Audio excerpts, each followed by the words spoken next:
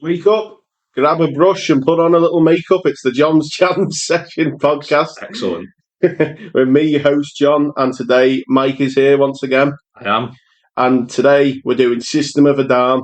We got quite a kick out of doing the full Corn journey, didn't we? Yeah. And we wanted to carry on doing this kind of look through bands' discographies. And what better band to choose than System of a Down? Absolutely, yeah. Nice little 5-album run. I think, to be honest, this will probably be the most positive review retrospective I'll probably end up doing on this channel, because they never really had a dip like many other bands did. Yeah, I'd agree with that, definitely. They've never released, they only released 5 studio albums, like you said, and none of them, in my opinion, were bad. No. None of them were proper bad. This band were my gateway band into metal music. I have so much love for this band, and still to this day, I think they've aged better than a lot of bands I used to listen to back in the day. But this was before I discovered Korn, before I discovered Disturbed, nu metal in general. Before I discovered System of a Down, I was basically listening to Green Day. They were my world. Pop punk, pop rock, basically whatever the music channels were throwing at me. And I remember hearing Chop Suey on Kerrang radio for the first time and just thinking, first of all, what the hell is this? As a 12, 13-year-old, I don't think I was quite ready for it. I didn't love it on first listen. I'd be a liar if I said I did. But something always stuck with me about the track, made me want to revisit it. I had a real curiosity because it was just so different to anything I'd heard at that point. Yeah, 100%. I really have to rack my brain and think back to when was my first exposure to System of a Down, and I think it's just more of a combination of things all happening at once. So, as you say, Kerrang, huge part of growing up. That channel really exposed me to a lot of bands and a lot of music. But I remember with System of a Down, I remember my mate in school was really into them. And when I'd go around his house, he'd have the classic, the burnt CDs with the kind of mix, the playlists and stuff. And I remember he had quite a few tracks off Toxicity on it and Sugar as well. Yeah. I remember him being get on these are mad, these are crazy. Yeah. They're called System of a Down and they're wacky and they sing about all kinds of wacky shit. And he wasn't wrong, was he? He wasn't wrong, no. So I think I ended up borrowing Toxicity off him. And I remember just kind of having that on rotation in my bedroom and just being wow, this is something else. Because again, before kind of System and stuff like that, I wasn't quite I did a bit of metal and stuff. I was a big fan of Iron Maiden for a very young age. I grew up around a lot of hard rock and, mainly stuff from the 80s and 70s and that kind of era. So this really did strike out as something different, but at the same time, it sounded a lot more accessible than a lot of other contemporary metal at the time. It sounded a bit more pleasant and easy to kind of get into, and more entertaining than kind of what I kind of would hear at the same time. These kind of growl vocals, just pure screamo metal. So it really did appeal to me, especially with them kind of the new metal kind of elements, the groove and all that. So it kind of just kicked off from there. I think System of a Down straddled the line perfectly between experimental, avant-garde, and accessible, like you said. Obviously, they were a huge, huge band. People who didn't grow up with System of a Down probably won't realise just how big they actually were. But they appealed. It's mad to think that a band like System of a Down, as inaccessible as some of their stuff can be, as crazy as some of their stuff can be, made such a big impact across music fans, even people that don't really like metal. Oh yeah, I've got some stories to tell about that. Yeah, everyone's heard of System of a Down. Everyone's heard Chop Suey. Everyone's probably heard the title track Toxicity and stuff. So that's a really special talent to be able to ride that line as well as they did. Brief background again, not a history lesson, we're kind of here more for the music. Formed in the kind of early to mid 90s. I think they were originally called Soil. Yeah. And then they changed the name to System of a Down. I believe that was because they wanted to be closer to Slayer on the on the kind of alphabetical list of bands. Yeah. All of them have some kind of Armenian background, and that has heavily influenced their music. There's a lot of Arabian, kind of Arabic, kind of sound and music in their songs. Yeah. And obviously, a lot of the subject matter that they talk about is a lot of the injustices in the world and the wars that have gone on in the Middle Yeah, East. And obviously, a big one being the Armenian genocide, which I believe a lot of their grandparents kind of lived through and definitely. Yeah. dealt with. So, they were a very politically charged band, but different in the way that Rage Against the Machine, where I always thought Rage Against the Machine were like very on the nose. Yeah, yeah. So, Deliberately so, yeah. I think the thing with System is you kind of need to know what they're talking about to kind of understand it. The songs don't really kind of tell you. No, I know. In fact, the songs kind of just Yeah. kind of come out with all kinds of stuff, and I think that was a big appeal to kids and me at my age and the people around me. Is we kind of saw them as a bit of a jokey band in a way, Yeah. but it kind of doesn't really have that kind of cringe element that's like you think of jokey bands now and you're like, oh god, like kind of like when Korn gets silly, Yeah. or even like shit like the fucking Bloodhound Gang or Yeah, yeah. something like Oh, that. it's nothing like that, is it? There's a lot of System of a Down songs that you read into the lyrics and you're just like, what on earth were you smoking when you wrote this? But Oh like yeah. you said, it never came across as like as gaudy or anything, did it? It never came No. across as like stupid or silly. It was just a bit curious, wasn't it? There was a curiosity to it. You were like, I want to listen more. I want to find out what drives these people to write these songs. And obviously, that without touching, you can't not discuss System of a Down without touching on the political aspect because it's such a big cornerstone of the music, isn't it? Should Yeah, we roll right into it, get into right the into it. debut album, self-titled, from 1998, and it kicks off with the track "Sweet Pea." It really kicks the band's legacy off. This song kind of has it all for me. It's heavy, groovy, dirty, angry, Yeah, and crazy. I want to fuck my way. to the I garden. wanna fuck my way to the Tell you what I love garden. about this song is that Perfect highlight, raw and heavy, isn't it? yeah, I love that harmonic sliding riff. It's the first thing you hear when you hit play on the album. The just harmonics just sliding up the scale. And Darren Malakian is actually a really underrated guitarist. He's got a really unique and one of a kind style. It's not crazy virtuoso shredding madness or anything like that, but it's so creative because no one else was doing stuff like that. I mean, that riff is iconic to open the album. There was no Yeah. better way to open the album than this track for me. I think that was the thing with like, I think people get a bit irate when you categorize System of a Down as new metal, but there's definitely new metal elements there. No, there's new metal elements for sure, but they stood apart Yeah, from new metal. an alternative metal as a whole really doesn't favour like the guitar that much in the way that conventional metal did with the solos and the shredding. System of a Down still have that all incorporated. Yeah. I think that's what stands out to me. But yeah, Sweet Pea, great kicking off track. I love the opening lyrics. I had an out of body experience the other day. Her name was Jesus. I don't know what that means, but it sounds amazing. Yeah, I think that's what I loved about the band as a kid. Like, I just knew that like it was gonna blow when whoever I played it to. They were going to be like, "What the fuck is this?" Yeah. This isn't what like Black Sabbath were singing about. This isn't what like Guns N' Roses were singing about. This is something new and it's strange and it's a bit exciting. Very exciting. So we're getting to know with just an amazing drum intro. I love this song. It's one of my favourite System of a Down songs. Yeah, like great track. The drumming intro is so it just gets the body moving straight away, doesn't it? Yeah.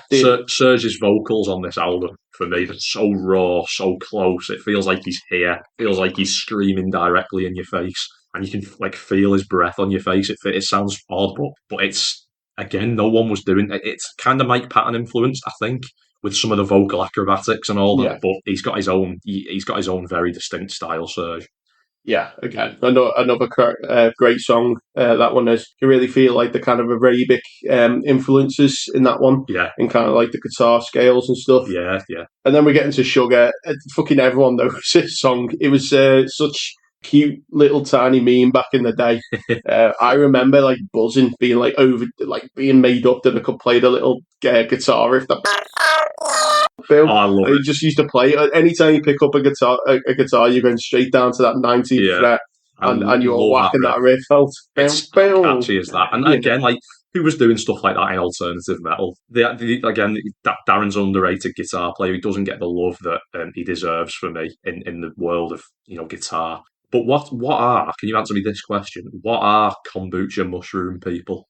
Right, so I saw a little brief interview with Serge not too long ago, and it may disappoint you, but I think it's just nonsense. I thought it was. I think That's why I asked you to try and. I think he was reading a book or looked at a book or something, like, trying to get a bit of influence and a few ideas.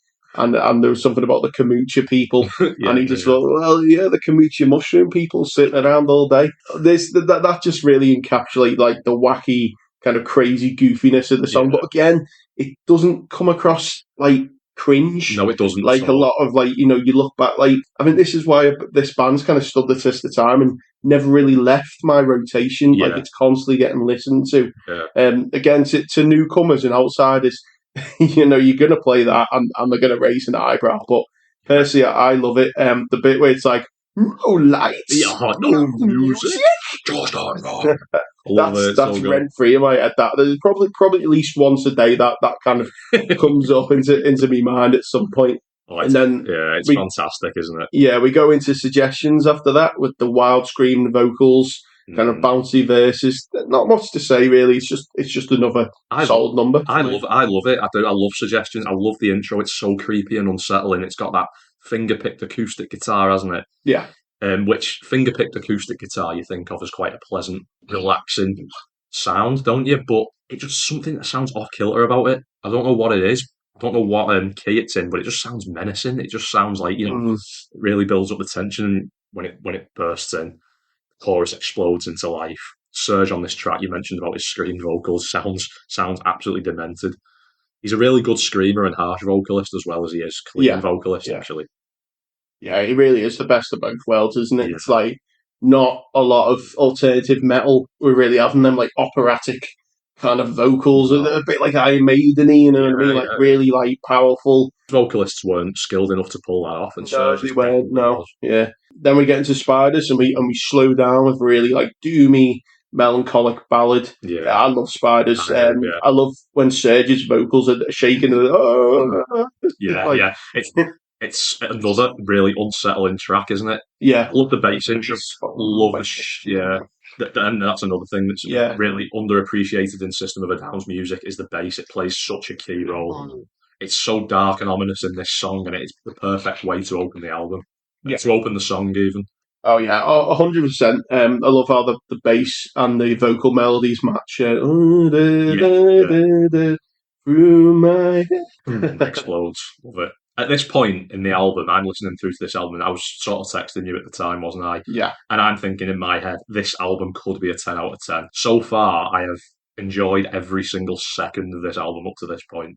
I would have thought that until we get into D Devil. Oh, no, I I think like that for song. me, it's the first kind of miss for me on this album. I think musically it's solid, but I think for me it is a bit too daft and silly, and it's usually a skip for me. Yeah. Um, There's a handful of songs on this album that are just short, snappy, like you said, daft little sort of yeah, they feel a bit like segue tracks, like they're sort of leading two bigger tracks into each other for me. D Devil, it comes and goes. It's short, snappy, but again, I think it's fun.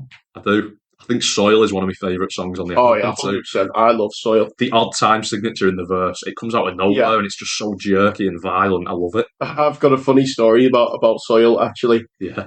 So as I was saying, like how I used to kind of like try and expose this music upon people and to try and kind of like blow their minds a bit. I remember when I must have been like 17 or maybe a bit younger, maybe a bit older. I went to a pub in Liverpool and my dad called the Swan Inn, Yeah. which is like a notorious rock pub. I talked about it on the last, episode before last actually. Swan. And they have like the jukebox there, don't they? It was like you put a pound in, you pick 5 songs, proper old school. The pages flick over like manually with the button and all that. And my dad put his quid in, and he put all the typical standards. He put in the Jethro Tull, he put in the Leonard Skinner, Yeah. he put in the AC/DC. Yeah. He's loving it. All the bikers in the pub are loving it. And me being like, being the age I was at the time, I was like, no, let's get them onto some System of a Down. Let's get them onto some Cup. Yeah. Let's upset them a little bit. So you picked Soil I out. picked Soil out. I remember, like I say, I was with my dad. Considering it was like a crowded pub full of like nattering and all that, Yeah. he listened to the song and he picked the lyrics out and he was like, oh yeah, so this song's basically about Yeah, like the claiming like the invasion of land and taking over land and stuff. Yeah. I was a bit like taken back. I was like, what? I thought he'd have with the screaming and the vocals and all the craziness. Like, it's not like Black Sabbath. It's not like slow and like bam, bam. That's what I mean. It's a mile a minute, but he picked it up and right away he was like, oh yeah, right, okay, yeah, and he quite enjoyed it. So I was a bit like. Part of me was like made up, like, oh yeah, my dad likes this, but the second time I was a bit disappointed, going like, I wanted to kind of like scare everyone off a little bit. But it's the why did you let them take it away from us, you motherfucker? That bit is just it's brutal, isn't it? It gets me so pumped and fired up. Another thing I've put in this, and I don't know if this is me being weird because I've mentioned this a few times in my notes, is on the guitar kind of solo-y breakdown bit. I always like think about the Red Hot Chili Peppers. Oh. It feels a bit Frusciante-esque. Yeah. That solo. I don't know what it is, but I always kind of like make that connection. I do know what you mean. Yeah. It's bizarre and like bends, isn't it? And I've brought it up to people in the past and they've kind of looked at me going like, what the fuck? You would never like put them two bands together. But yeah, I don't know, something about it.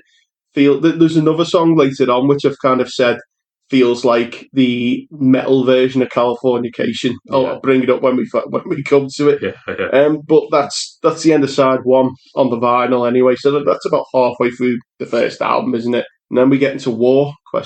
War? Yes, War, no. Again, all well and good musically, but it's another I usually go and skip. I don't really seek it out. I used to get spooked by the synth part when I was a kid. I used to be like, skip this over now. You used to get a bit too spooky for me. No, it is a bit, it is odd. It is odd, that bit, isn't it? It's quite, that's another unsettling moment on the album. I think it works really well. And I love the intro guitars on that, the little squeaky little and then it just breaks into it. I think Darren, I don't know how he comes up with these riffs. I honestly, I've never heard anything really like it from another band in this. I think drugs help a little bit. Yeah, but like sometimes, as we spoke about in the Corn review, the drugs have a massive detrimental effect on the music. The System of a Down or a band where it can work the other way. Yeah. I mentioned the handful of shorter tracks before. Hubert and Darts are another two. Again, I've got no issue with them. I think the good tracks that don't overstay their welcome. They are meat and potatoes. You've sort of heard them. At this point in the album, you've sort of heard everything that the album's going to offer. Yeah, so I think for me that is a bit of an issue. Yeah, I can see where you're saying it starts to run out of steam in the second half. Yeah, a little bit. But I think the album ending with Pluck is a perfect way to close out the album. It's PLUCK. Yeah, quite funky, isn't it? Yeah, it's the harmonised vocals in the chorus are just gorgeous to me. Don't know what the lyrics are, but Serge is singing with Darren basically singing over the top of him as like a backing up, but they're singing different lines and different melodies. Yeah, but the way it blends together is just fantastic, I think. Yeah, I think just on one we skipped past there that I kind of want to slag off a little bit. Yeah, on mine is mine. But it's a weird, sexy song. Kind of reminds me of like the interlude trippy tracks on a Black Sabbath album. Look at each other. It's so weird. It's very. As you say, at that point in the album, I'm kind of a bit done, and I'm kind of a bit waiting for it to wrap up. Again, we kind of end. Nothing really goes tremendously like downhill. Yeah. I do think it starts to kind of get a bit shaky towards the end, like you said with Cubit, just kind of whatever bog standard song. Pluck, nice funky number. It's a solid end to the album. I think the first album's great. It's off the ground running, isn't it? I feel like there's a little bloat lets it down, and out of the 5, it's the one I listen to the least, to be honest. However, I can't knock it musically, and it is a great first effort. So for me, it's getting a 7 out of 10. Right. Well, you know what? I mean, we've praised this album to death, and I have very, very few complaints about this album. I think this is one of the best debut albums in all of metal. Genuinely, I think I appreciate this album more now than I ever have done. I think it's such a mission statement from the band right out the gate, a sign of what was to come. It's not a perfect album, which we will come to shortly. It's not a perfect album, but I think it's pretty damn close. I have given this a 9 out of 10. Very, very fair enough. I can't disagree too much. Again, I think towards the end, I just get a bit tired and weary. But maybe it was because I was marathoning this, and I was really excited to get into 2001's Toxicity. Yeah. Now, this, oh my God, like, what an album. This is kind of like, I did this in the Chili Peppers one. This was kind of like a fun thing to do, talk about like where we were with the albums and stuff like that. Obviously, with the debut, I think me and you were both a bit too young to really be on it. But Yeah. I remember Toxicity being out. As you say, I remember my mate had a burnt copy of it. I remember listening to it on loop. I remember Chop Suey, Toxicity coming out on Kerrang Radio. I remember this whole period of time. And this really was kind of like my awakening into music as a whole, really. Yeah. Into discovering your own sort of music. Stop listening to what your parents are listening to and what the radio's putting on for you. This was really like the start of the journey. So there will be a bias for this album, 100%. Let's just get right into it. Like Prison Song, like here we fucking go. Amazing opener. Darren's a lot more front and centre now than he was on the first album. He's getting involved in the vocals. Powerful message about America's fucked up justice system. Do you know what? Like this song is the perfect way to kick this album off. That opening riff.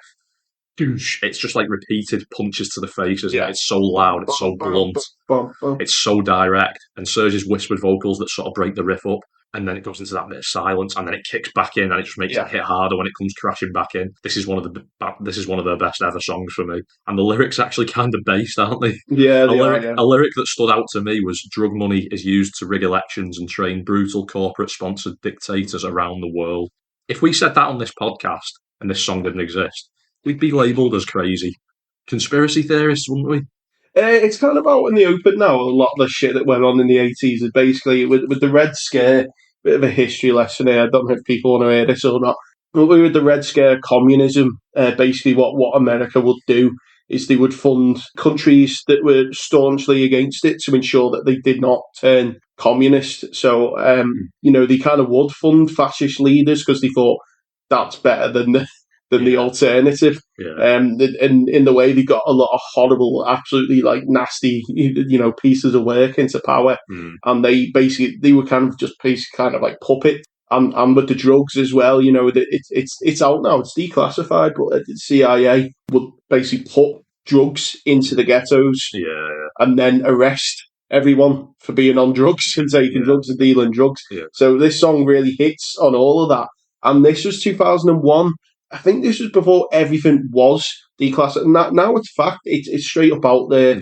It's basic history. But 2001, this was a daring subject to touch upon. Definitely, this was, 2001. Like, this is barely 2 decades away from Reagan in the 80s and then even Bush in the late 80s, early 90s. But I don't want this to be this big honourable political. So we will kind of move on from there. But there's a nice little history lesson. Look into that. Then we get to Needles. Again, the force and drive of this album is perfect. A song about tapeworms. I'm sure it's got some deep meaning about some kind of war crime or something. But from the lyrics, it's basically a tale about a man and his tapeworm. My tapeworm tells me what to do. And pull the tapeworm out of your ass. There's got to be a dual meaning, hasn't there? Well, there's got to be a political link somewhere in. Funnily enough, the band had a big fight over this song, and that was because of the lyrics. And originally, Serge wanted to say "pull the tapeworm out of my ass," but they didn't want that because they thought that the rest of the band didn't want that because they thought it was like classed them as vulnerable. And they were like, we're a metal band, like you can't show like too much vulnerability. But Serge kind of like laughs it off and goes, but then later on in the song, I do say pull it out of me. And I don't know. I think the drugs were getting to their head at that point. You can't beat the classic breakdown part of sitting in my room with a needle in my hand. Again, you mentioned about Darren. He's a lot more prominent vocally on this album, isn't he? It's a great like ebb and flow, isn't it?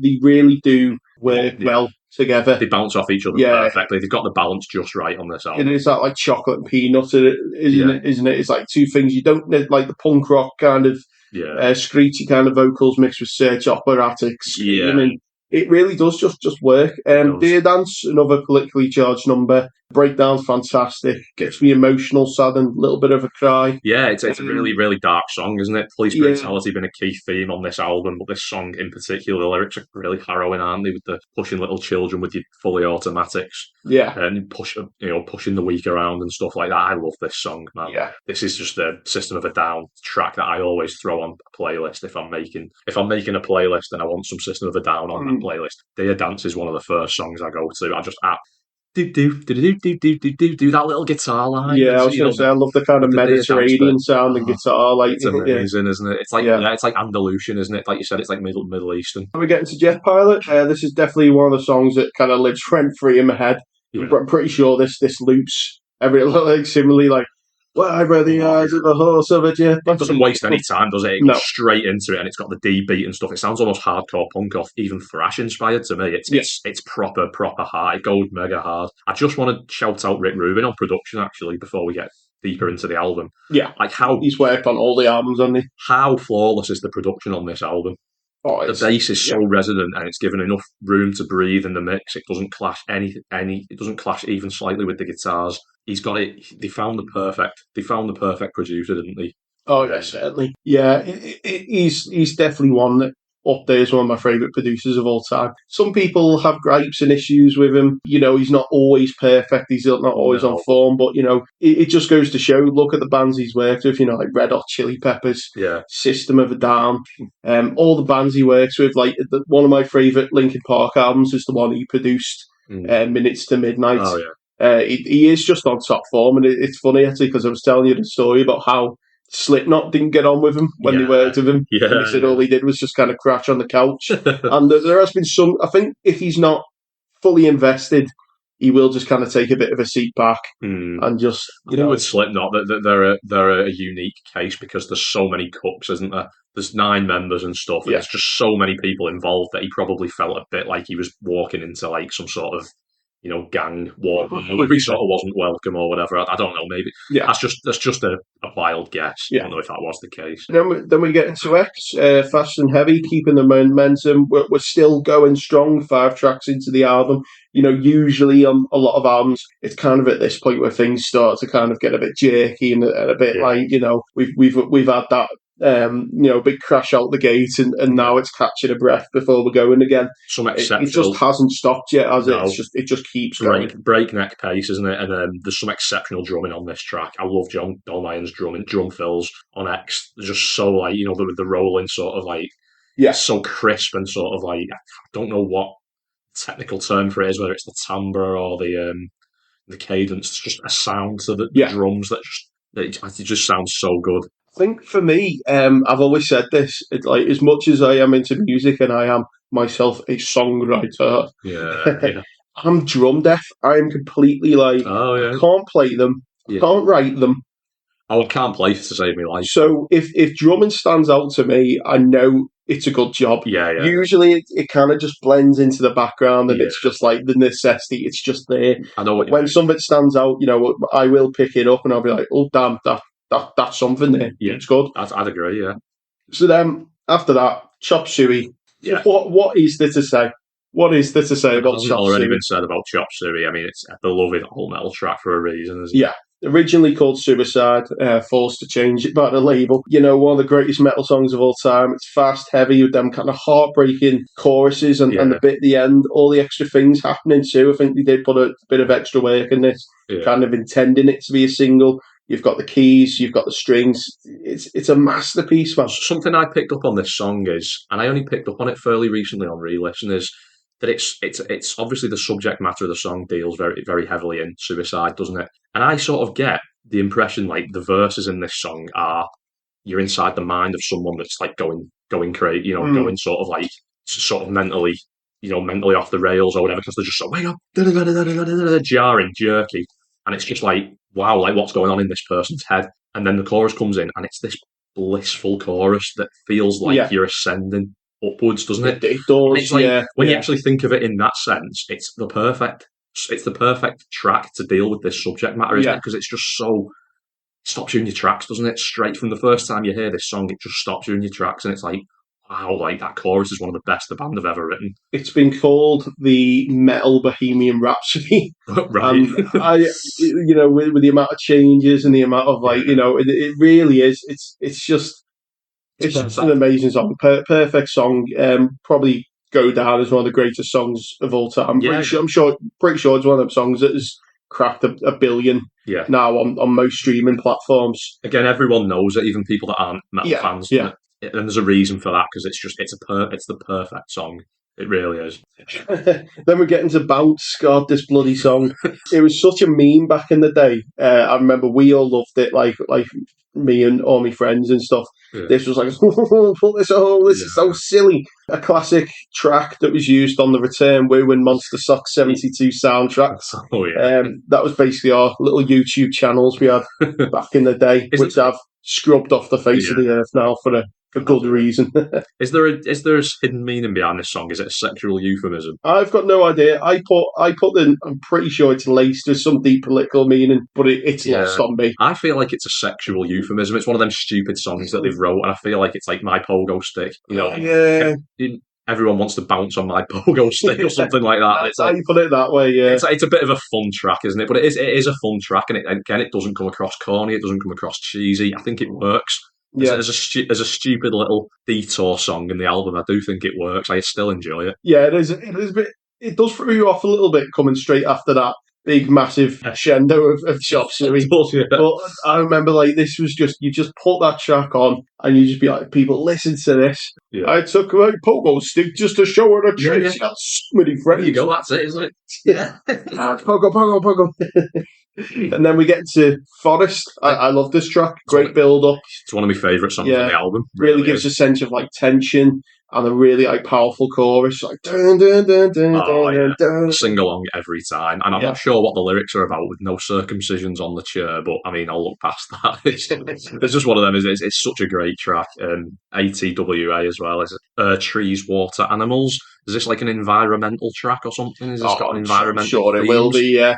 It's our first kind of balladish-y track off the album, isn't it? Similar to Spiders before. Yeah. I think this song's often overshadowed by Aerials. Yeah. This is a really good track. Yeah, it's a solid track. The System do melancholy and kind of depressing sounding music really well. I agree. Yeah. So again, not too much to say about that. It's just great. So then we get into Science. Love it. Yes, nice. Heavy, powerful charge. A little bit of a warning about modern times. Based moment once again. Based, yeah. As you say. Love the breakdown and the melodic parts, and I love the little bit with the guitar that again that kind of Middle Eastern. I was about to come to it. But do you know what, Wilson? This may surprise you, right? This is one of my favourite System of a Down songs. I'd put this in my top 5. Yeah. I had to pick a top 5 System of a Down songs. I absolutely love Science. I love the Middle Eastern bridge, like you said, with the woodwinds, the sitar, and then ritualistic backing vocals, the haunting. Yeah. I don't know who's doing the vocals. I don't know if it's a member of the band. Serge, isn't it? Is it Serge doing that? It is Serge. Because he's doing the spirit flows through all things in the background as well. So I think it might have been someone else doing them. Like you said, this is one of them moments where they utilise that Middle Eastern heritage so well. Yeah, it really does. Add something to it, and then we get to Shimmy, which is probably my least favourite track. Now, I'm not saying it's bad, not at all. I just don't feel it as much as the others. It's again, we're getting deeper into the album now. It's still, the pace is still going, but it's not so much them, it's you. You're starting to get a little bit worn out now, aren't you? You're giving it everything, and this is just another song in the mix. It's fine. I've got nothing wrong with it. It's fine. It is a fine track, but I didn't get the impression listening through this album that at any point the pace of it was slowing down. No. I think it's paced perfectly, this album. Yeah. Genuinely. And we come to Toxicity, the title track. Yeah. Slaps so hard, doesn't it? That iconic guitar intro. Yeah. Now, this one, going back again to the weird Chili's connection, I've put on this, it's heavy metal Californication. Yeah. I think that if you really think hard, it's Californication. Somewhat similar. I don't know whether I quite agree with that. Because, I mean, I get it with the guitar intro. Maybe I'm just a loon. Yeah. Maybe I've just got Chili's burnt in my sweet. This is one of them songs that throws me all over the place, Yeah. and it jerks me about, and I just love it. It's in the best way possible. The outro is so good on this song. When I became the sun, it shone light into the man's up. Eating seeds, classic once again, pastime activity. Explain the lyrics. Eating seeds is a pastime activity. No one knows what that means, but every single time it comes on, you sing along. And then we get into Psycho, one of my all-time favourites, this one. Super. I love that bass, bum, bum, bum, bum, bum. I love the tension in the build-up. It's snappy, angry, it goes hard. Yeah. But once again, we get the great like melodic choruses. It's kind of psychedelic guitar performance. The mix of melody and raw power and speed. Ruben cooked once again on this. And as you were about to say, that solo. How good is that solo, man? Fucking brilliant. Like, that is just... It feels like I'm floating away. It's such a beautiful moment. There's a classic live performance video of it on YouTube. It'll often come up in my recommendations. And it's just, it is amazing. Yeah. I remember hearing it live, and it was brilliant live. We'll get into that later, because I have seen them live. I'm so jealous. And then we're ending it all with aerials, and they're in the sky. It transitions nicely from Psycho, nicely into aerials. What a song, what a jam. Really powerful ballad. It's heavy, but it's kind of beautiful. Yeah. The vocals are top form. What a closer. We do get that little secret song at the end of it, though, don't we? Which is just kind of like a funny little musical, I don't include instrumentally bit. Yeah, I don't include it, to be honest, on the album. I think that for me, the album finishes with aerials, and it's the perfect way to end the album. The band have said themselves that the lyrics on this song are basically just nonsense, haven't they? Yeah. But the melody is so strong, and the build-up in the final chorus when it kicks in, the aerials, and they go in full throttle with the chords, and it's like proper doom metal, Sabbath-y, It's incredibly passionate, isn't it? And it couldn't have ended the album any better. The album starts perfectly, ends perfectly, and everything in the middle is perfect. Yeah, I think my rating for this album is going to speak for itself. I cherish this album so much. It's one of those rare occasions I go back to an album from my childhood and I enjoy it just as much as the first time I ever heard it. I think this is a gold standard of alternative metal. Lyrically, production, songwriting, top notch. 10 out of 10. Right, well, Toxicity, I debated on this for some time, but it is decided. It's John's Jam Sessions' first 10 out of 10. Yeah, masterpiece. Unanimous 10 out of 10. Yeah. One of the best metal albums ever made. The fact that this album came out 5 days before 9/11 is wild. And that caused that they got a lot of fucking shit for that. Chop Suey got taken off the radio. Songs like Jet Pilot and Chop Suey itself again, they got into a lot of trouble for that album, especially with their kind of Middle Eastern heritage. That just adds to the lore of the album, doesn't it? Yeah, it adds to the mystique of the album, and it's like... It got to number one. The week of 9/11, just before. It was a wild time. And it really is kind of a vision of the next 20 years moving forward of global politics. As you said at the beginning, they were clearly onto it. They're clearly well-educated people. Oh, God. They clearly know what they're talking about, don't they? Yeah. Kombucha mushroom people to... police brutality. It covers it all, doesn't it? Corrupt prison system and all that. So... At this point, the band's at an all-time high. We kind of get into Steal This Album. Steal This Album is an interesting one. Yeah. There's a bit of background to Steal This Album, and that's basically that it was never really intended to be an album. I believe that there was leaks going around on the internet of a kind of fan titled Toxicity 2. That's right, yeah. And it had a lot of the tracks off this album.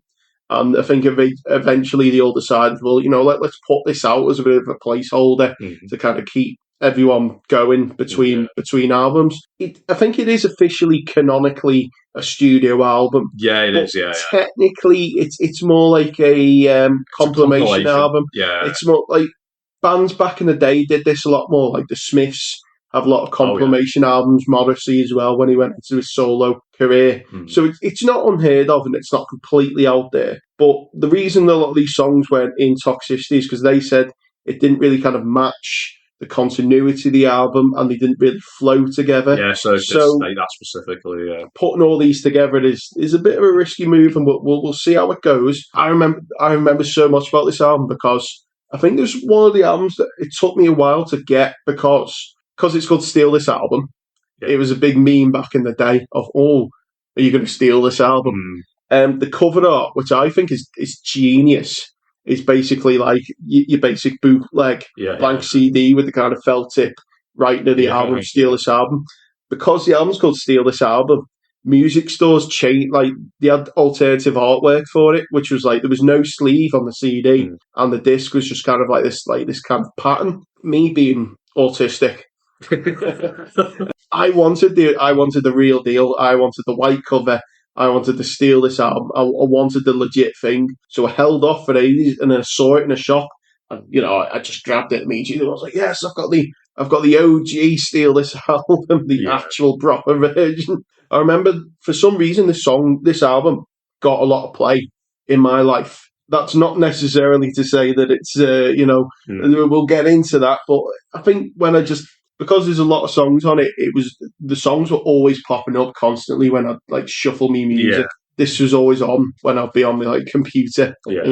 This album has some amazing tracks on it, but it does flow more like a playlist or a compilation than a full-length album, doesn't it? It doesn't flow in the same way that Toxicity does. No. And they seem to, on some tracks on this album, the band do seem to ramp up the ridiculousness and the randomness, don't they?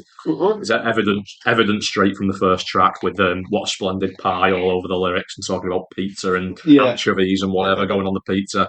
I can see why this song didn't make it onto Toxicity. It feels a bit average in comparison, doesn't it? And like I said, it's a bit daft. I would say cute pizza song, a stab at advertising and capitalism. A fairly solid opener. There's nothing wrong with it. It's a bit cute, cheeky, nice and soft. So we get into Inner Vision. I think this is a great track. Yeah. This vocals are top form. Really like the melodies. I think Inner Vision and Bubbles pick the pace of the album up. I think they're both solid tracks, aren't they? It's got that classic System of a Down sound. It's got the sort of like the breakneck pace of the drums. It's everything's there, isn't it? Everything that you want's there. The Bubbles again, great. Life is like an imported car. Don't know if you've ever been able to relate to that, but there you go. What about Life in a Bubble Jungle, though?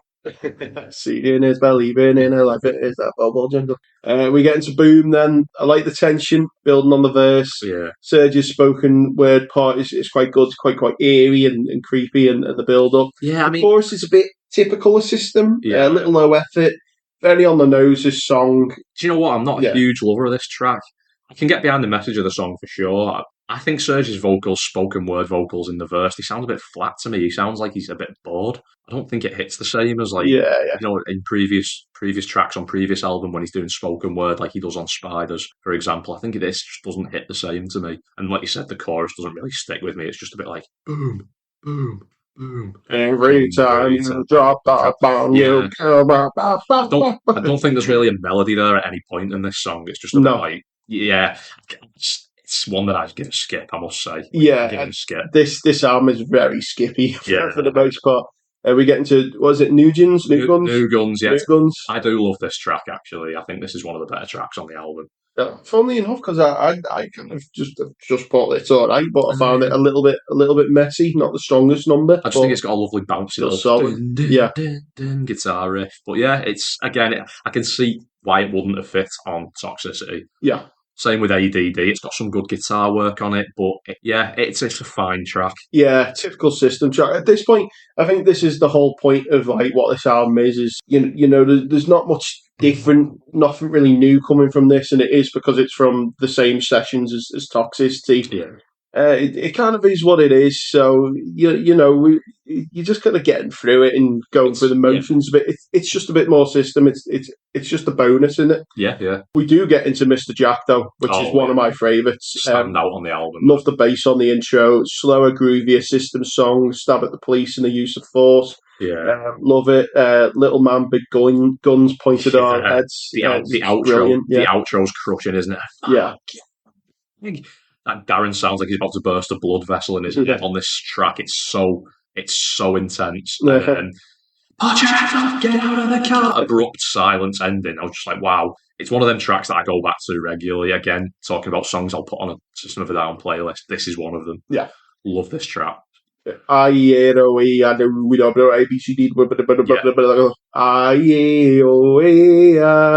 This is another one that I absolutely love. It's so all right, again, a bit of a miss for me. Oh no, it gets stuck in my head, that chorus with the chanting. Yeah, I like the cute little tongue twister verses like Peter better pick up, yeah, they are. Mean John. Very strange, very bizarre, like nonsensical lyrics. I think this is another song that the band have said that doesn't mean anything. It doesn't mean anything, does it? Not that I'm Peter aware Smecker of. picked the pickle bear and pussy pepper. Don't know what that Something means. about Jimmy Carter in it. I know Yeah. that much. Yeah, Lois Lane, Jimmy Carter. Lois Lane's Superman's missus, isn't it? Yeah. I don't know. Who knows? But For me, I enjoy it. I do. it's the system. I've never really listened for the lyrics of the songwriting. Again, maybe that's why I keep coming with these strange chili pepper connections. Like, again, they're not a band that, like, although it kind of sounds counterproductive to say this with how like politically charged they are, they're not a band that really go out to really get meanings of songs or anything like that from. I just kind of enjoy it from a musical standard. I mean, that's why there's always like these issues of like in modern age when like bands start getting like political on Twitter, and then like loads of people kick off, and then there's other people go, oh yeah, but they've always been like that. How have you not? It was like, because some people just listen to the music. System of a Down, one of them bands that you can just go to for a fun listen. It's not too deep, is it? And when they want to make a political statement, they do it very well. But like you said, you don't need to know the ins and outs of everything. Fun with it, don't you? Whereas like with Rage, sometimes it can get a bit overbearing. Where it's like, oh god, I think the last episode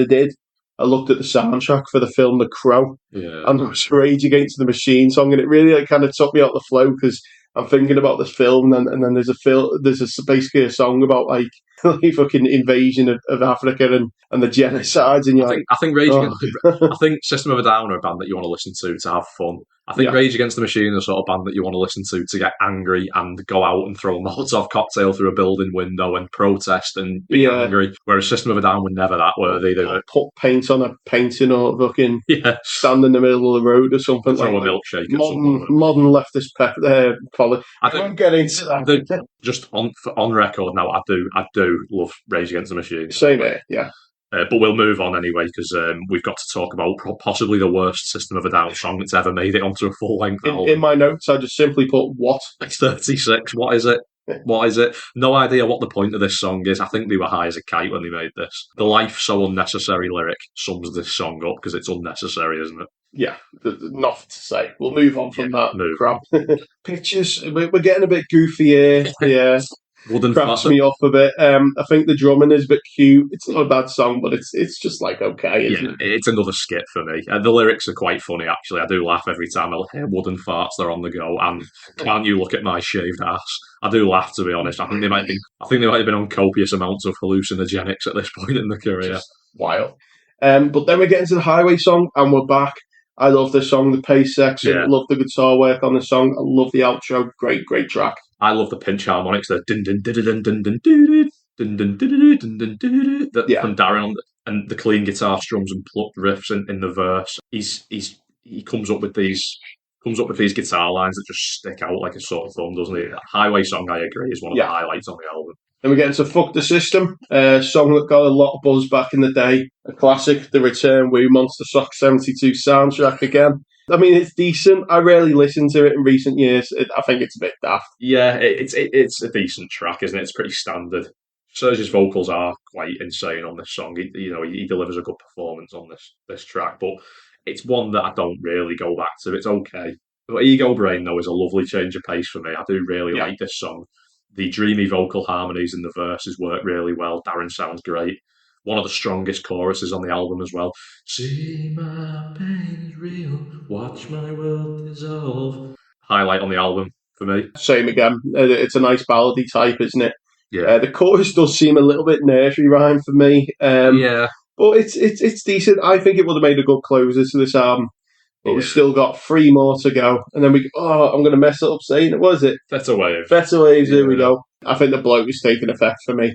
These songs are all decent. Strong, but maybe not, but they're not bad at all. Better Waves is a mixed bag of a track. It's got one of the strongest guitar performances on it from Darren.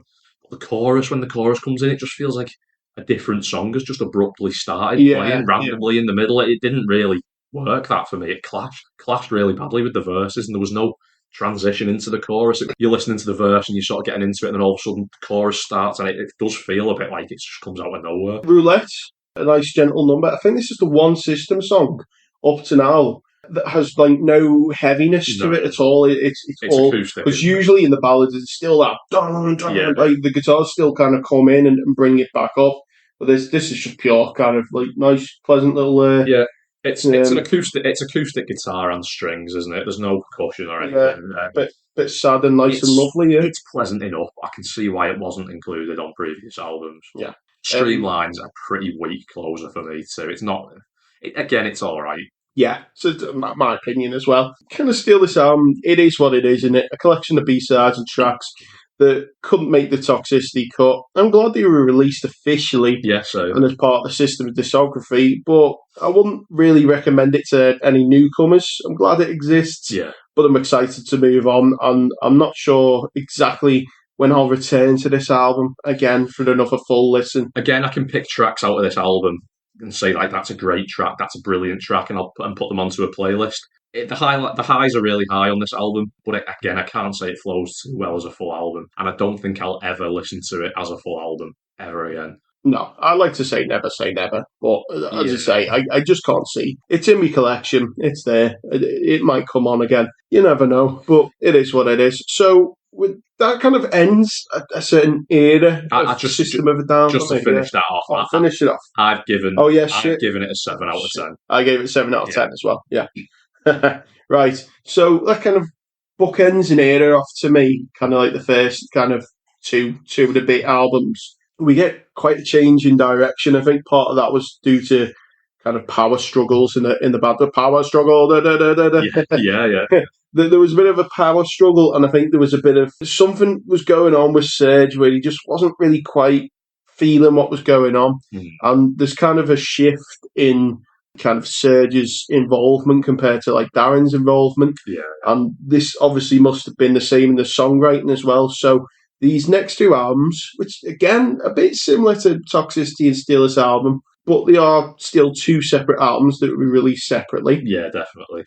We get into Mesmerised 2005, I believe. Yeah. I always thought it was 2004, but no, 2005. Yeah, I think Mesmerised came out in March and Hypnotise came out in like November or something like that. They were released a few months apart, but they are very much two separate albums. It's not a double album, it's more like the twin albums, aren't they? Yeah, well, the cute thing was is if you'd have both the CDs, there was an extra fold because they were like paper fold CDs. Yeah, I do remember. There was an extra fold and you could connect them. I remember finding that out and that blew me mind. It was like, oh my god, wow!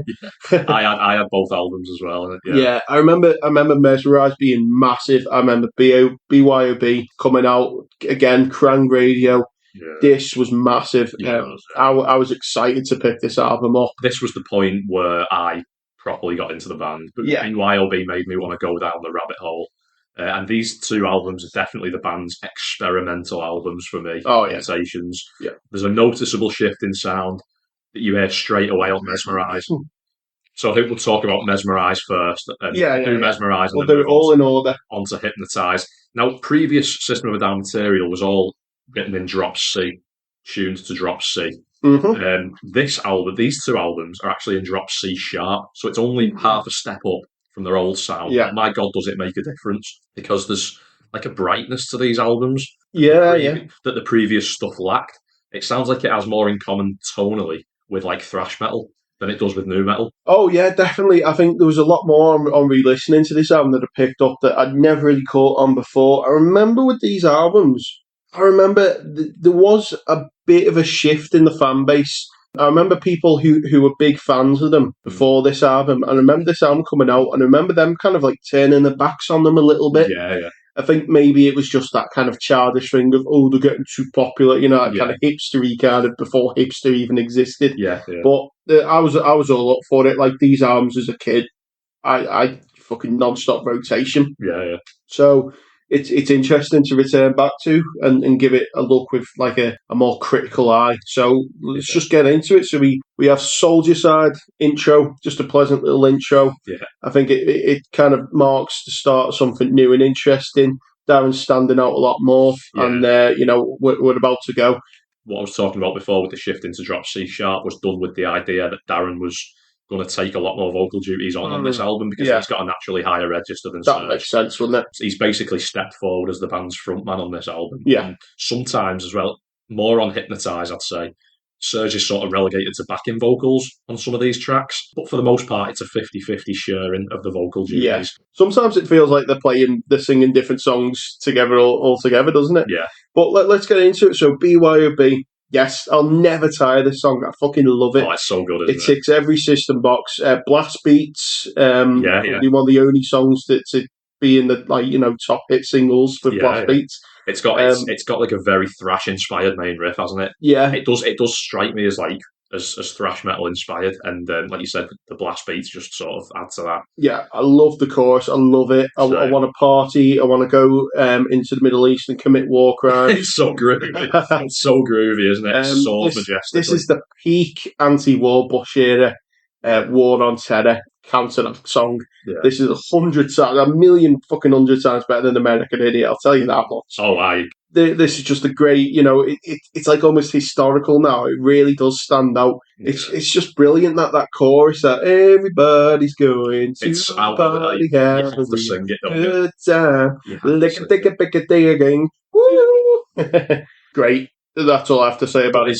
Great. I just need to shout out Darren's vocals after is it after the first chorus or after the second chorus? Isn't it when he goes on the sort of the rant, the stuff and all that sort of stuff. Yeah. He sounds like so angry, doesn't he? Seething, spitting venom. I think this is Darren's best vocal performance ever. The chorus that you mentioned before, but also that bit, it just makes me so fired up. Just makes, like you said, it makes me want to drive my car really, really fast somewhere. We get into Revenger. I've got like Queen on crack. Yeah. Again, I love the main riff. Yeah. The album feels fresh and different, but the fast power is still in. It's still strong as ever. The duo vocal role is in full effect, and I'm really enjoying it. I like the bouncy chorus. I like the nice sweet clarity. Yeah. I love it. It's so good. It's jarring in the best way possible, isn't it?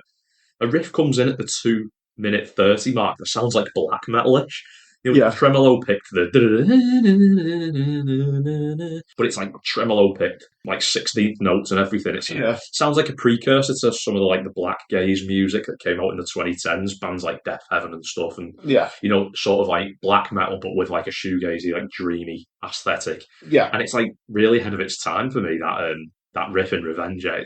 There's a lot of experiments on these two albums, like we mentioned earlier, and most of them seem to go over well. This is one of them that stands out as a standout experiment for me. Yeah, I saw her laugh when she said "Go away." Yeah. We get to Cigarro, another classic meme song from the youth. Yeah, I remember being a fucking idiot drinking like loads of relentless energy drinks and then going around singing this out loud in the park. Oh wow! With me and my mate Ryan Ward. Ryan Ward, shout out on the podcast at long last. Yeah, wherever he is. So that song used to get played in K1, didn't it? Yeah. And it's thrash metal inspired again. I think that it sounds like a Metallica riff, really. People loved the hell out of it, and there was for one reason. It was the lyrics on it. It was like, my cock is much bigger than yours. Sing along every time, even though it's purely ridiculous. I remember loving that bit. They're like, yeah, man, fuck you, my cock is bigger than yours. And then the shit bit, and you're like, I don't want to sing that. Yeah, maybe not. That's not something to brag about. Yeah, you may have problems and need to see a doctor. Yeah.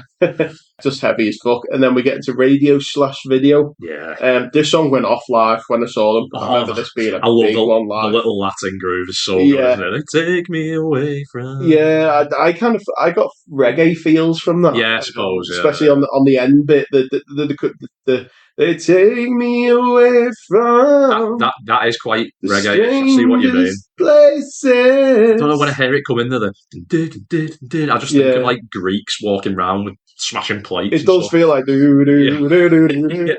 it's looking great track once again. Then we get into this cocaine makes me feel like I'm on this song. Yeah. I always forget this song exists. Yeah, to be honest. It's a short, snappy 2-minute one, isn't it? I think it's the weakest on the album. It's a bit forgettable. Typical System Insanity, constant blast beats on this album as well. Yeah. Like they really are just coming in quick and fast with them, aren't they? Yeah, I feel like it's a decent. I do feel like it's a decent track. This, but again, it's not one that I seek out and go back to regularly. Yeah, there's bound to be some more hidden cryptic meaning behind the lyrics, aren't there? Like gonorrhea, gorgonzola, and don't eat the fish.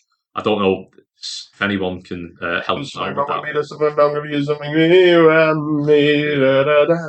It is good. It's good. Do you know what? I fucking love this album, you know.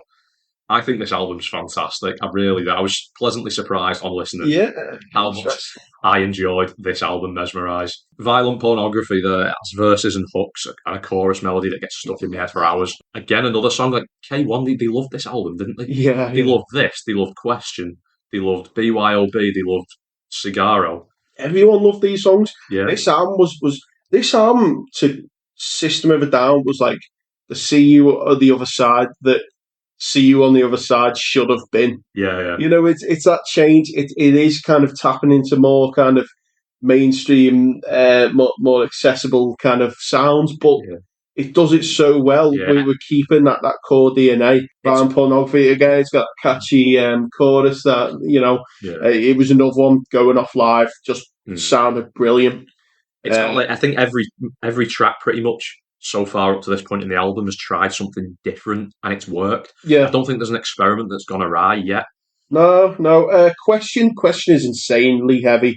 I used to hate it as a kid. It always got skipped. I love this song. It's one of my favourites on the album. Yeah, listening to it now, I appreciate it much more. But I don't know. I don't think there's a massive lot to it. Again, soaring chorus. The do we know? Yeah, so good. Sad Statue. My dad's favourite System of a Down track. I remember putting this on in the car. This album. And I think he dropped me off somewhere, and obviously the album must have carried on playing. And when I got back in the car, he was like, "Oh, that one about the statue's really good, isn't it?" Like, it's a great song. That, and whenever like System Down and get brought up, he'd always be like, "What's that one? That Sad Statue one? That's great." Do you know, Sad Statue was always a personal favourite of mine on the album as a kid. I still think it's a great track. Lyrics are amazing. Sad Statue of Liberty, you know, you'll all go down in history. I love it. I do love that song. Yeah. At this point of listening, I'm strongly considering giving this album a very, very high score. I'm thinking in my head, this could be like a 9 out of 10 maybe. However, old school Hollywood. This song is an example of an experiment that didn't work too well, in my opinion. I don't know how you feel about old school Hollywood. I always thought it was cute. I always got a bit of a laugh out of it. I mean, it's interesting. Was it intended to be funny? I think it was. I quite like it. They play a little bit with the electronics. But it seems like they've only just got their hands on the thing, innit? They're just pressing buttons. So the synths kick the song off, and they continue incessantly throughout the whole track. Yeah, they're so cheesy to me, as is the modulated robot backing vocals. I'll try and do it and mess around with the effects on this for the podcast. Yeah, I'll try and put some effects on that. So if that just sounds normal, I'm sorry. I think the chorus is one of the weaker ones that the band's laid to tape. Yeah, if I'm honest with you as well. Old school Hollywood, washed up Hollywood. It's like, is that Delaney's 10 feet tall. Yeah, it's not the best. It's whatever. It's a bit daft, isn't it? But then after that, we get Lost in Hollywood. This song used to be played on loop. I'd still want a 20-minute version of it to this day. I do. Fantastic closure. I really enjoy this song. Yeah. Builds up the tension, the darkness of Hollywood and chasing the fame. It's been done to death, but damn, the song gets hard. Perfection. Serge's sweet, like, with Darren's striking vocals, dream combo. Great, isn't it? I love this song, one of my favourites. Yeah, I agree. It's a fairly low-key way to end the album, but it works because it's sort of bridging the gap between two albums. Yeah. So it ends on a bit of a cliffhanger, the album, but Lost in Hollywood, one of the highlights on the album. Yeah, I've said this plenty of times on this album, but this was another one live that was a standout. Oh. And I think at this point, because of they'd had a few years, hadn't they? I think this album was designed to be played live.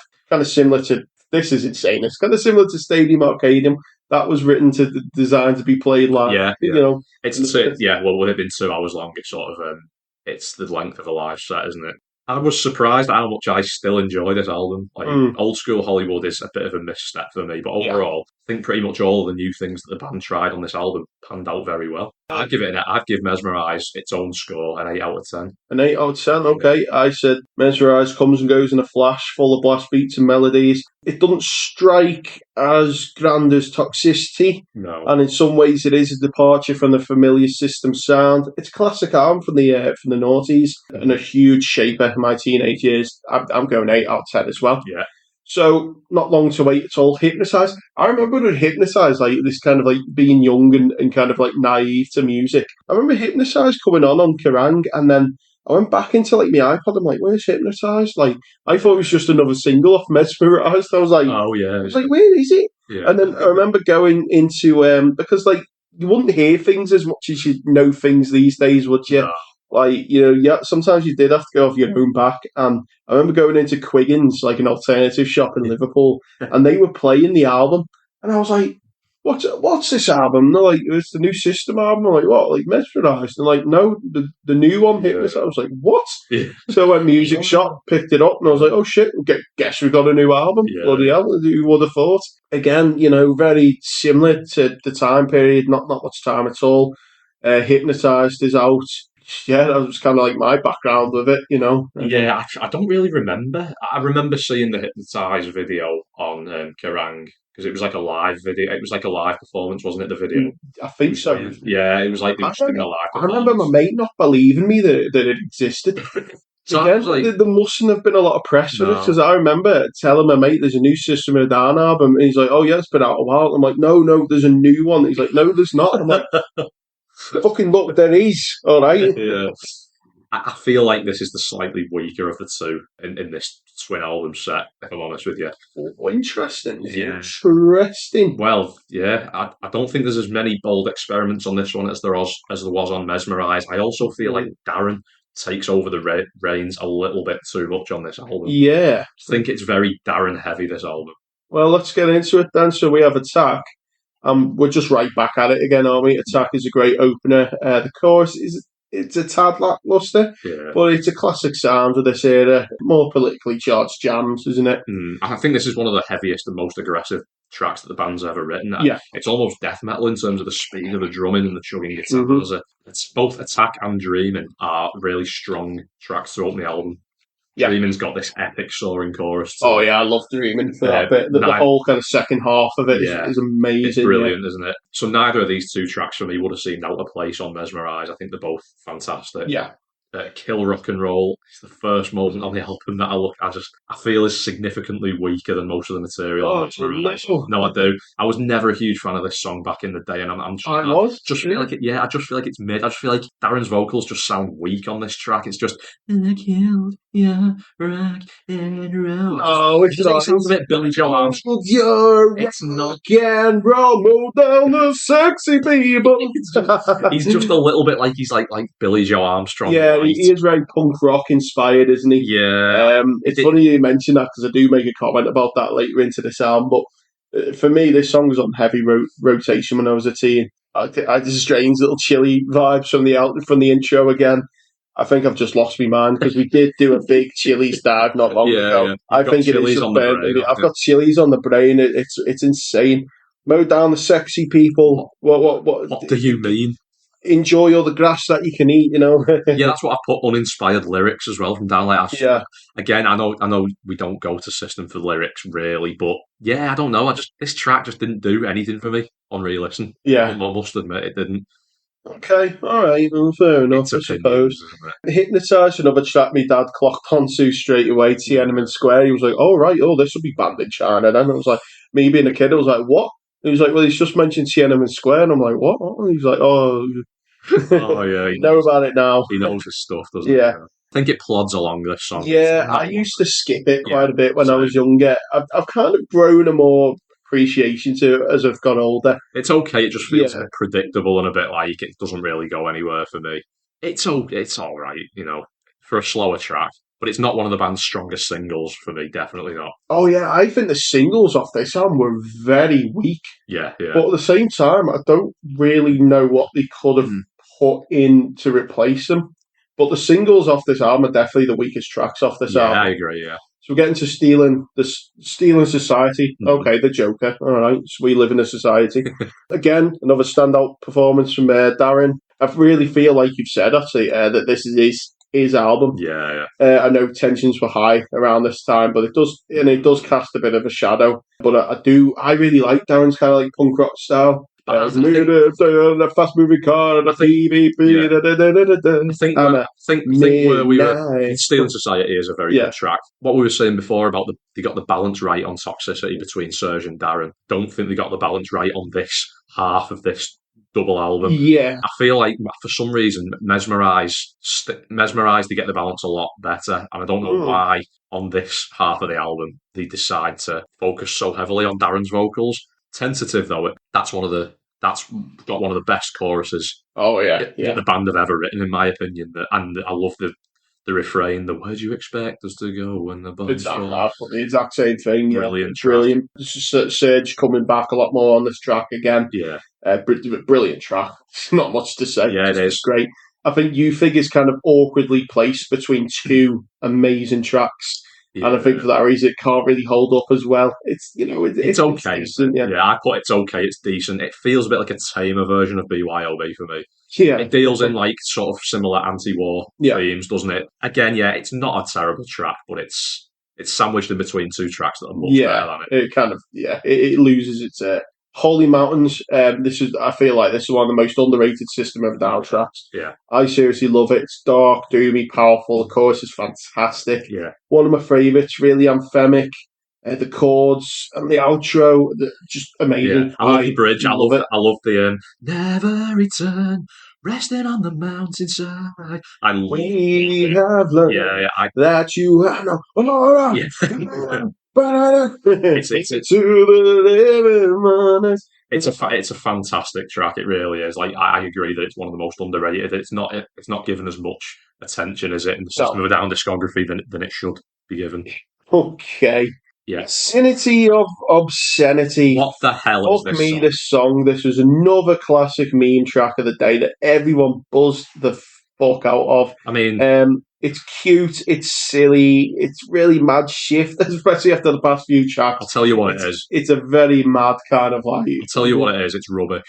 You think it's rubbish? I hate this song. Like it just feels like random lols for the sake of it. Like banana terracotta pie. It was very the humour of the time, wasn't it? Yeah, but it was like, very the 2000s. I poke badges with spoons. Yeah, I just hate the little squeals. The little. I was like, shut up! Silly, just shut up! Banana terracotta pie. I think the chorus about getting a foot wank. Beat the meat to the milky. The little smooth, little dewy, little jammy thing. I love that little funky thing.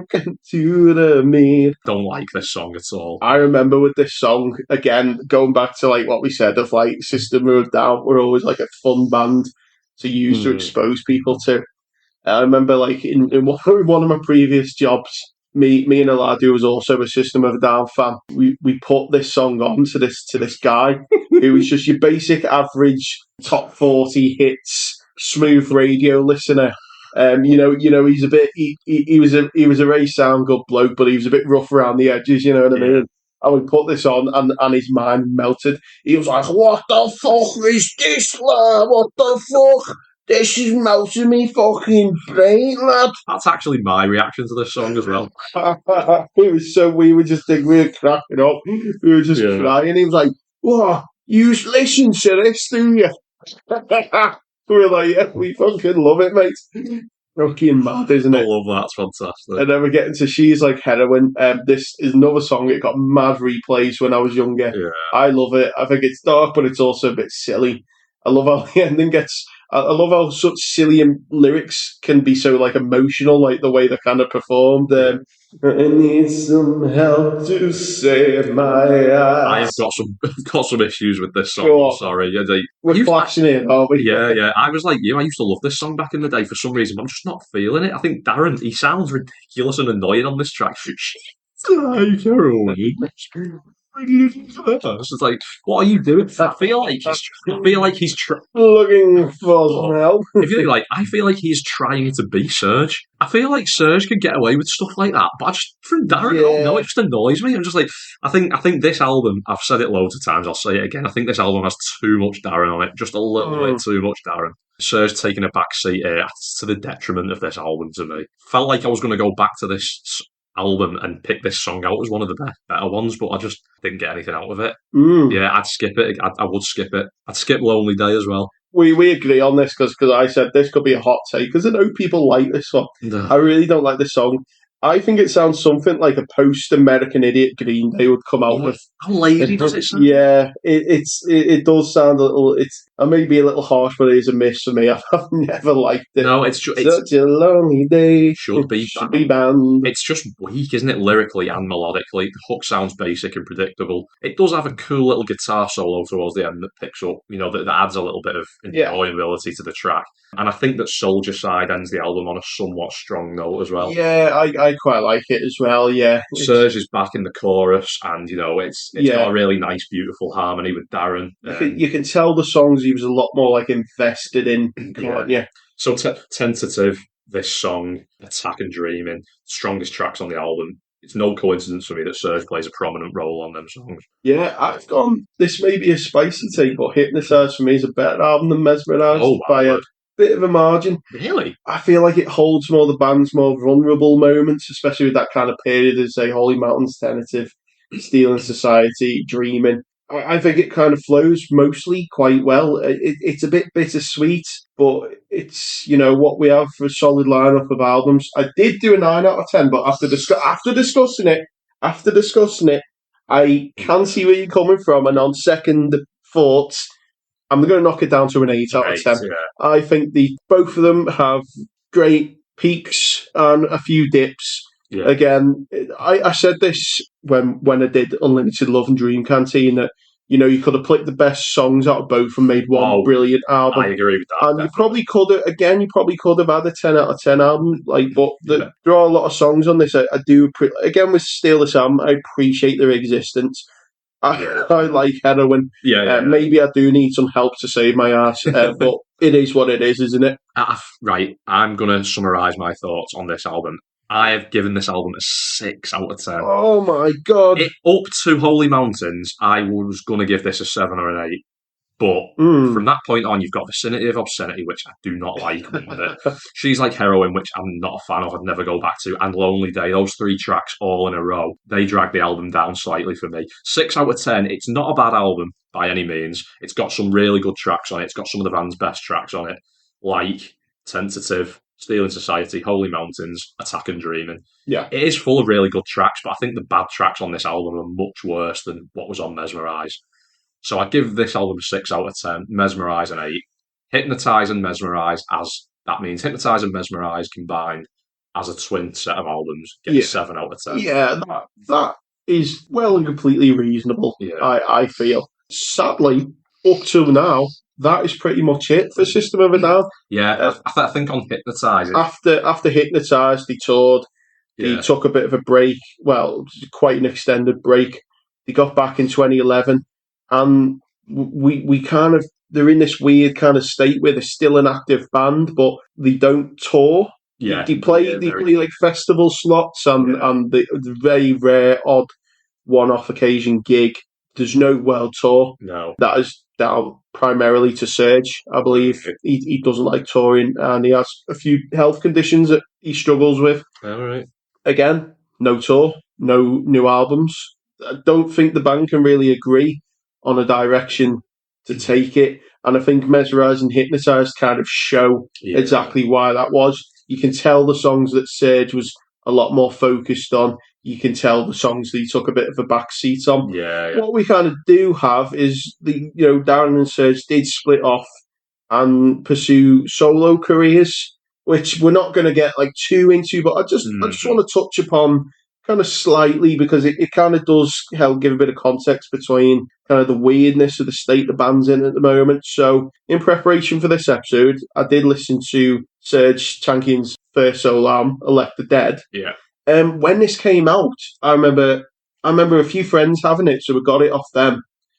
I remember not rating it very well at all. Yeah. I thought it had a few really great tracks in it. On a re-listen, I appreciate it a lot more, but it is a bit. It's a bit bloated. It's 15 songs. It's about 53 minutes, and I listen to a lot of these songs, and it's like these could have just been done with System. These could have just been System of a Down songs. There are a lot more interesting musical directions that he takes things in. He goes into a lot more swing and a bit of jazz and a bit of lounge on some areas. But the first 3 or 4 tracks are basically just System of a Down tracks. Empty Walls is a System of a Down track through and through. I think it's even got kind of like replacement of Darren in the background, doing the kind of bits Darren would do. Yeah. It's just hands down a System of a Down song. I remember hearing that song when it was released and thinking, why did System of a Down even bother splitting up? This is just System of a Down. Yeah.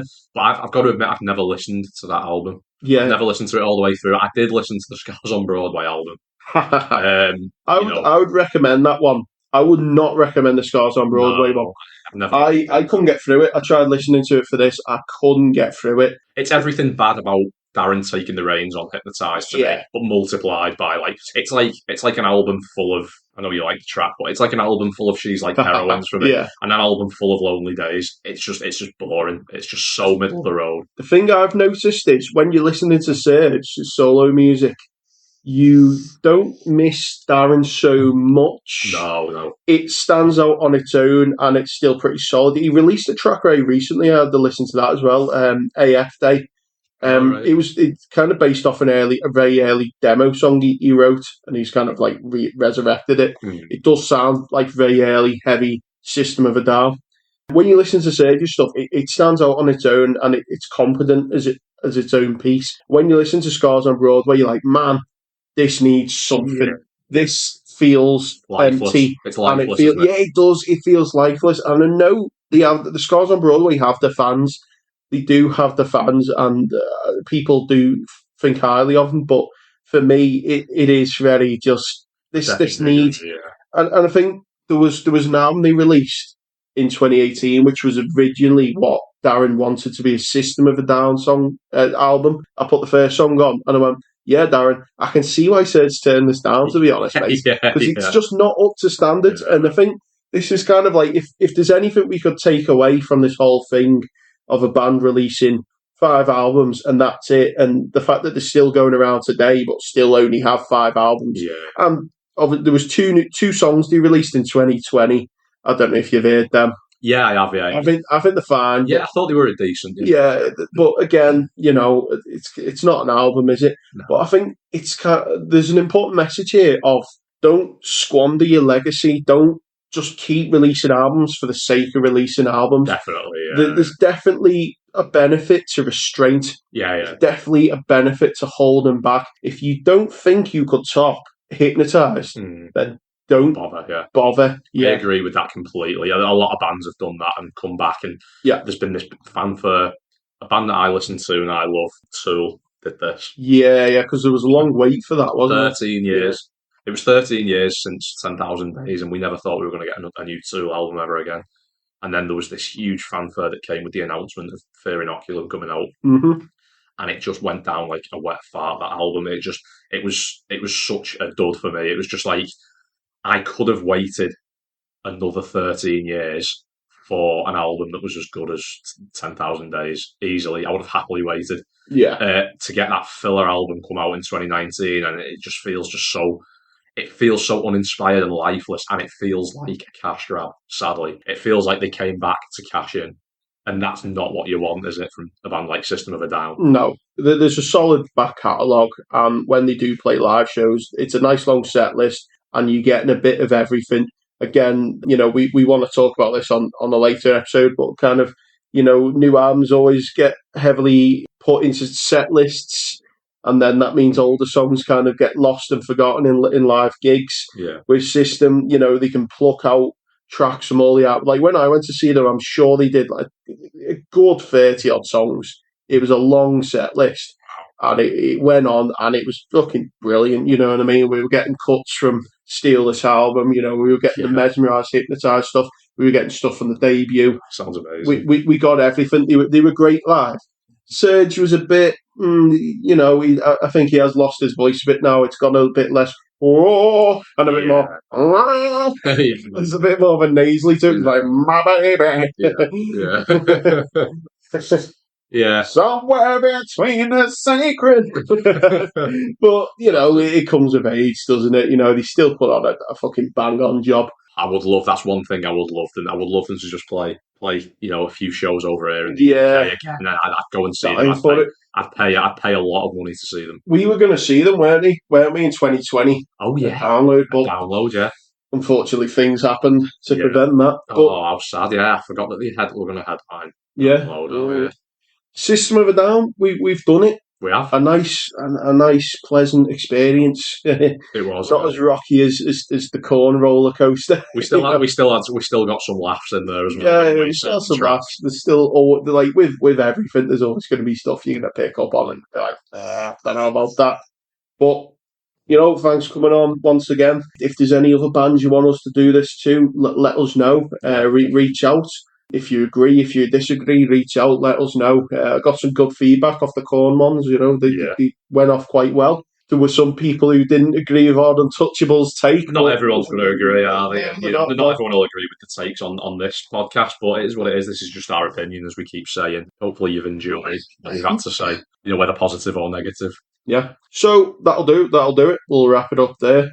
Make sure to follow the podcast on Spotify so you don't miss out on episodes. Check us out on YouTube, where I release exclusive videos to YouTube. I do album rankings, tier rankings, and the likes of that. More stuff planned in the works. Follow us on social media. Follow us on TikTok, John's Jam Sessions, and Music Mike. That's the one, yeah. Music Mike, yeah.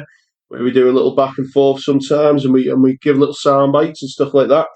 Thanks for listening. Pizza pie. Wonder why. Bye. Every second. Bye. Kombucha mushroom people. I don't know. Can't think of anything. Enjoy. Go and sit around with the kombucha mushroom people all day.